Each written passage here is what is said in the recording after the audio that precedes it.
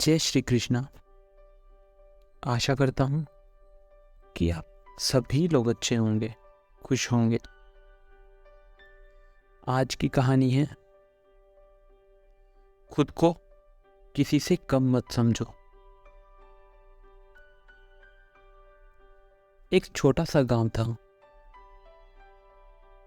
वहां पर एक आदमी पहाड़ पर पत्थर तोड़ने का काम करता था।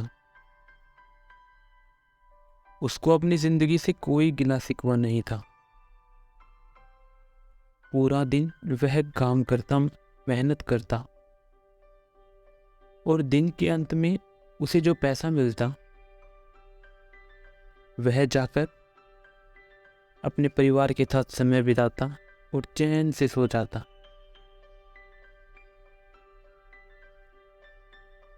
एक दिन रोज की तरह वह अपना काम खत्म करके वापस घर जा रहा था। तो रास्ते में चलते चलते उसे एक ख्याल आया कि यह भी कोई जिंदगी है। सुबह से शाम तक मैं पत्थर तोड़ने का काम करता हूँ और अंत में मुझे थोड़े से पैसे मिलते हैं, जिसमें कितने मुश्किल से मेरे और मेरे परिवार का गुजारा होता है। वो मन ही मन सोचने लगा कि काश कुछ ऐसा हो जाए, कुछ ऐसी शक्तियां मिल जाएं कि जो भी मैं चाहता हूं वह सच हो जाए। वह अपने घर पर गया और खाना खाया और उसका दिमाग सिर्फ इन्हीं ख्यालों में चल रहा था और सोचते सोचते वह सो गया। नींद आने के कुछ देर बाद उसे एक सपना आया। सपने में उसने देखा कि रोज की तरह वह अपना काम खत्म करके घर लौट रहा था। रास्ते में उसने एक बहुत बड़ा घर देखा और उसके मन में आया कि काश यह घर मेरा होता और मैं इसका मालिक होता। उस आदमी की यह सोचते ही वह उस घर का मालिक बन गया। उसे यकीन ही नहीं हो रहा था कि जो उसने सोचा वो वह बन चुका था। लेकिन उसकी खुशी ज्यादा दिन नहीं टिक पाई, क्योंकि उसे अचानक एक शोर सुनाई दिया। उसने अपने घर के बाहर देखा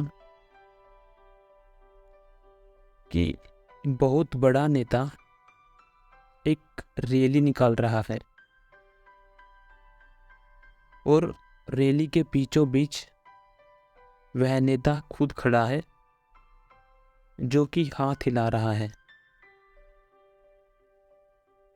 और वहां पर जितने भी लोग खड़े हैं सब उसके नाम पर नारे लगा रहे थे।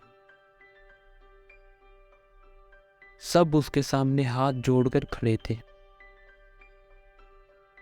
सब उसको देखने के लिए तड़प रहे थे। तब उसको यह एहसास हुआ कि वह कितना छोटा है उस नेता के सामने। फिर उसको ख्याल आया कि काश मैं एक पॉलिटिशियन होता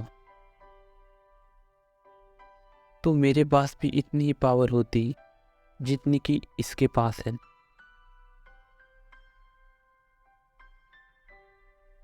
बस उसके इतना ही सोचने के बाद वह पॉलिटिशियन बन गए। उसकी खुशी का ठिकाना नहीं रहा,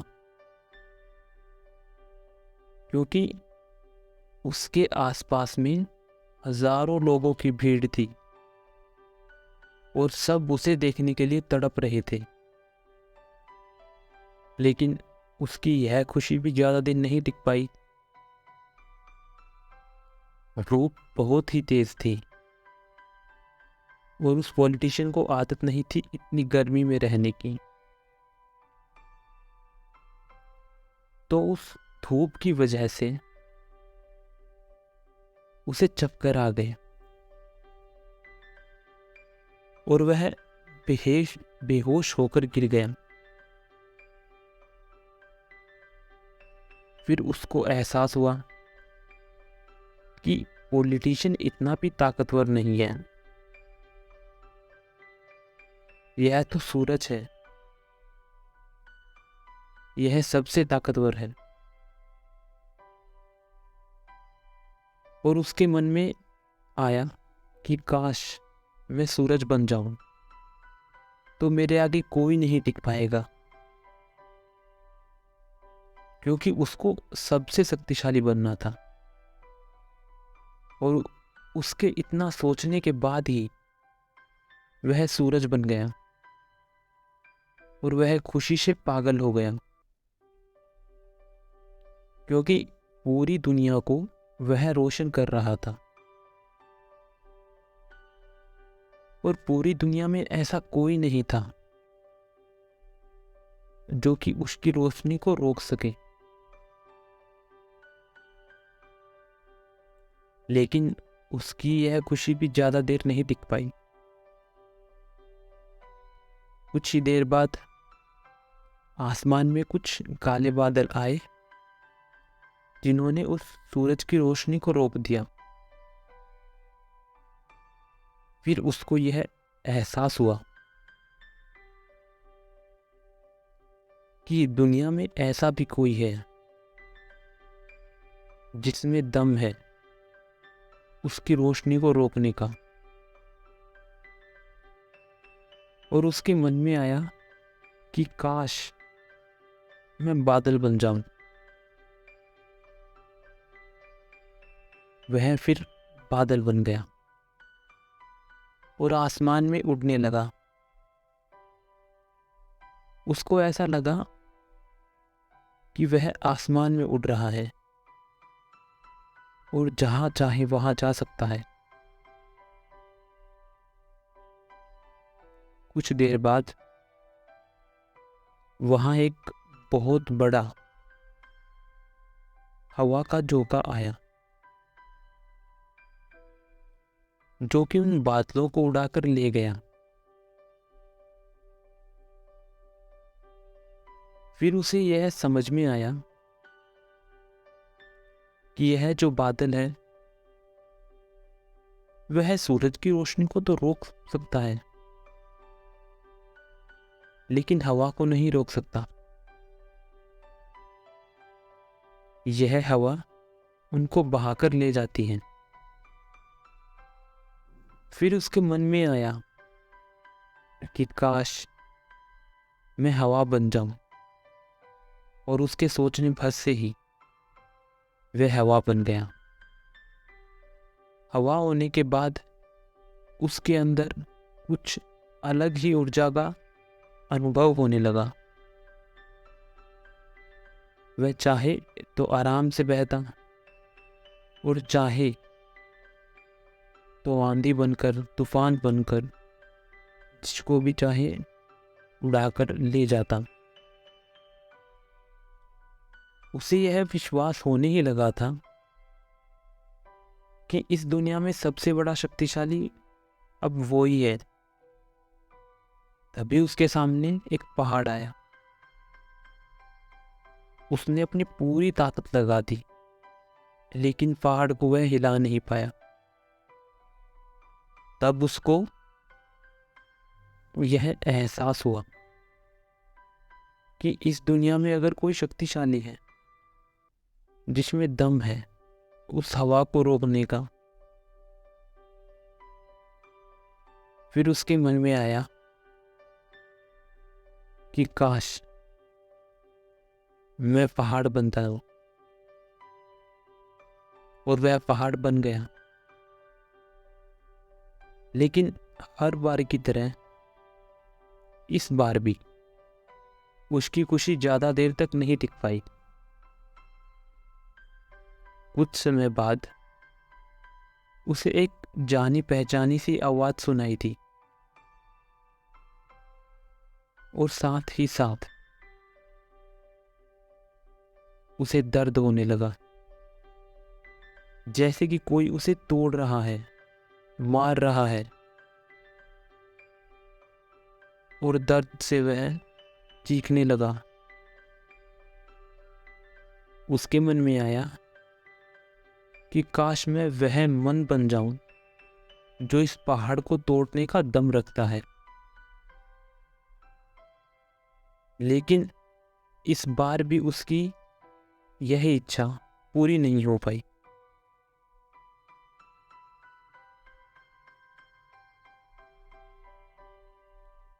वह रोने लगा, चीखने लगा। उसने अपनी पूरी जान लगा दी, लेकिन इस बार वो मन नहीं बन पाया। उसका दर्द बढ़ता ही चला जा रहा था, और दर्द की वजह से अचानक उसकी नींद खुल गई। उसके सामने ही एक शीशा था। उसने शीशे में देखा, और उसे यह समझ में आया कि सपने में वह जो चाह रहा था वो क्यों नहीं बन पा रहा था, क्योंकि असलियत में तो वह वही था जो पहाड़ को तोड़ने का काम करता था। तो इस कहानी से हमें यही शिक्षा मिलती है कि हमें कभी भी अपने आप को अंडर एस्टिमेट नहीं करना चाहिए, अपने आप को किसी से कम नहीं समझना चाहिए, और अपनी सोच को हमेशा पॉजिटिव रखना चाहिए, सकारात्मक रखना चाहिए। क्योंकि जैसा हम सोचते हैं वैसे ही हम बनते हैं। हमारी सोच ही हमारे भविष्य का निर्माण करती है। और कभी भी किसी दूसरे की देखा देखी में कोई काम नहीं करना चाहिए कि वो ये काम कर रहा है तो मैं भी यही करूँगा। अपनी ताकत को पहचान कर, अपनी स्किल्स को पहचान कर, अपनी एबिलिटीज़ को पहचान कर वही काम करे जो आपको संतुष्टि दे, आपको खुशी दे। क्योंकि आखिरकार आपका कंपटीशन, आपका मुकाबला आपसे ही है। आप कल क्या थे और आप आज क्या हैं, ये इसी बात पर निर्भर करता है कि आप किस तरीके से सोचते हैं, कि आप क्या करना चाहते हैं और आप क्या कर रहे हैं। और जो आप सोच सकते हैं वो आप कर भी सकते हैं। बस ज़रूरत है तो अपने आप को पहचानने की। आशा करता हूँ कि आपको कहानी पसंद आई होगी। राधे राधे।